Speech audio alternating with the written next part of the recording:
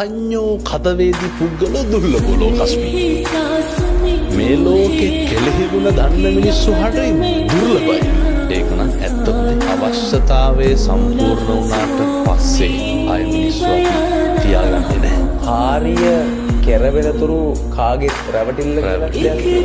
ඔය අපේ ජන කවිය මේවා හොඳට පත්තියන් වෙච්ච මිනිස්සුන්ගේ කටවල් වලින් කියවිච්චා. බුදුහාමුදුරුවෝ එදා එහෙම කිව්වෙත් එදත් එහෙම ඉඳලා තියෙනවා. අදත් තියෙනවා. මේක හෙට මීට වඩා වැඩි වෙනවා. කාලේ හොඳයි. අද වැරෙන්න ආයෙත් හොඳයි. වෙන්න පුළුවන්. කාලේ හොඳයි. අද ආයෙත් හොඳයි. අවශ්‍යතාවයේ අනුව තමයි මිනිස්සයා හොඳ නරක තීරණය කරන්නේ. අපි අපේ හොඳම යාළුවා අතින් වැරද්දක් වුණා ඒක වැරද්දක් විදිහට දකිනවා. සේපනේ මගේ එකා කියලා කියන්නේ. මගේ එකා කියලා එක ෂේප් හදාගමු කියලා එක ෂේප් කරලා ගන්න. මම හරියට නම් කියනවා සමහරක් වෙලාවට පැහැදිලිව